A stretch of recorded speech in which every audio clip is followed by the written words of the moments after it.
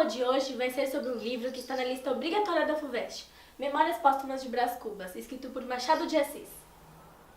Agora vem um resumo da história.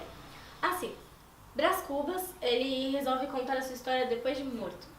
E ele escreve esse enredo sem se preocupar com o que os humanos possam pensar dele, já que o mesmo já estava morto. Na sua infância, ele era amigo de Quincas Borbas, um menino endiabrado que o fazia maltratar um escravo Prudêncio, e por atrapalhar os adultérios de uma amiga da família, Dona Eusébia. Em sua juventude, Brás Cubas conhece e se envolve com uma prostituta de luxo chamada Marcela. O pai não gosta nada disso e o manda estudar Direito em Coimbra, Europa. Não esqueçam dessa pegada no vestibular. Quando ele volta dessa aventura de estudos de direito, na qual ele não gosta nem um pouco, ele vive uma existência de um cara folgado, fútil e que não se importa com nada. Ele é rico também, né? A gente não pode esquecer disso. E ele conhece a filha de Dona Eusébia, Eugênia, mas ele a despreza por ela ser coxa. Depois disso, ele conhece Virgília. Na verdade, ele não conhece, era um amor da adolescência dele, mas ele acaba se envolvendo com ela. Só que ela já está casada com Lobo Neves, que era um político da época. O adultério dura muitos anos, mas acaba de maneira fria. Após isso, ele ainda se envolve com Inheloló, que é parente do seu cunhado Cotrim.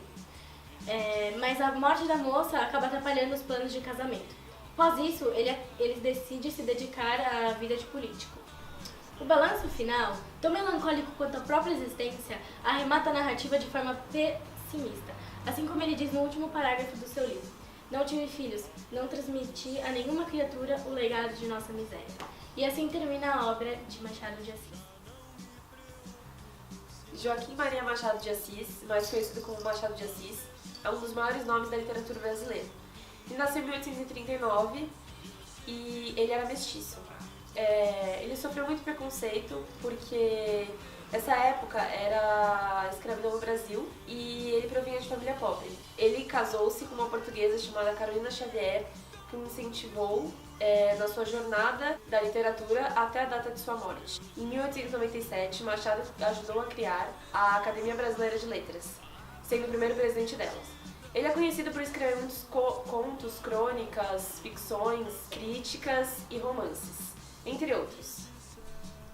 Machado escreveu em duas escolas literárias, o romantismo e o realismo. Realismo foi onde Memórias Póstumas de Brás Cubas foi escrita, sendo o primeiro livro. Nessa época, ele se preocupava nos pensamentos psicológicos, na ruptura narrativa e na ironia. A história é contada por Brás Cubas e é em primeira pessoa, e ele é filho abastado da família Cubas. Ele, nas suas memórias, coloca todos os seus sentimentos, suas visões sobre o mundo e o que ele pensa sobre a vida. A partir da caracterização que ele faz dele próprio, ele faz de todos os outros personagens. Ele mesmo se intitula Defunto Autor, porque ele conta todas essas memórias depois de morto. E ele também é narrador, observador e protagonista, porque ao mesmo tempo que ele conta a história observando, ele também conta participando. Outra característica importante é que, pelo fato dele ter começado a história a partir da morte dele, ele iniciou o realismo, porque todos os outros autores do romantismo começavam a história de uma forma linear e ele começou ao contrário, ele começou a contar a história a partir da morte dele.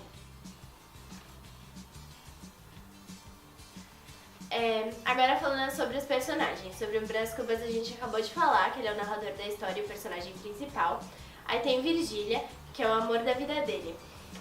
E ela é filha do ministro, e por causa disso o pai dele acha que ela é como se fosse um passaporte para ele entrar no ramo da política. Tem a Marcela, que é o amor dele de adolescência, e tem o Quincas Borba, que ele é teórico do humanitismo, que é a doutrina que o Brás Cubas segue, e ele morre demente. Tinha a Sabina, que ela era irmã de Brás Cubas, e ela era casada com Cotrim, que ele era muito grosseiro quando era uma coisa relacionada aos escravos. Também tinha Inhaloló, que ela era a última chance de casamento para Brás Cubas. Ela morreu com 19 anos de febre amarela e ela era uma moça muito simples. Tinha a Dona Plácida, que ela representava a classe média. Ela tinha uma vida de muito trabalho e sofrimento. E tinha Prudêncio, que ele era um escravo da infância de Brás Cubas e ele depois ganhou a sua alforria.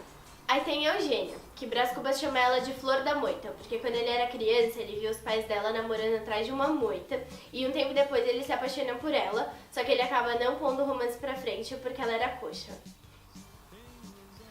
Ok, agora falando do tempo da obra de Machado de Assis.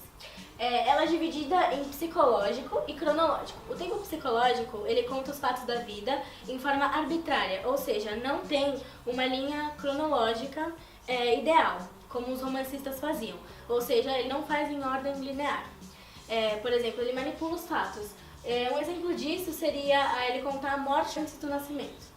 E ele tem o tempo cronológico, no qual ele realmente conta na ordem. Por exemplo, a infância, a adolescência, Coimbra, Brasil e aí depois a morte dele.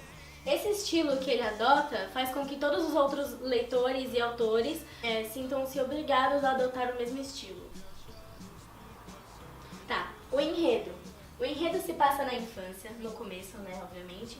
Na infância ele tem privilégios, ou seja, ele participava, ele fazia parte da sociedade patriarcal.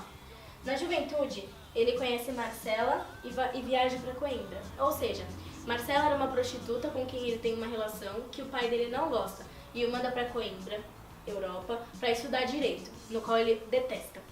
E aí na fase adulta é marcada com muito pessimismo e sarcasmo e conta sua morte depressiva. Ao contrário dos heróis românticos da época, Brás Cubas é repleto de defeitos.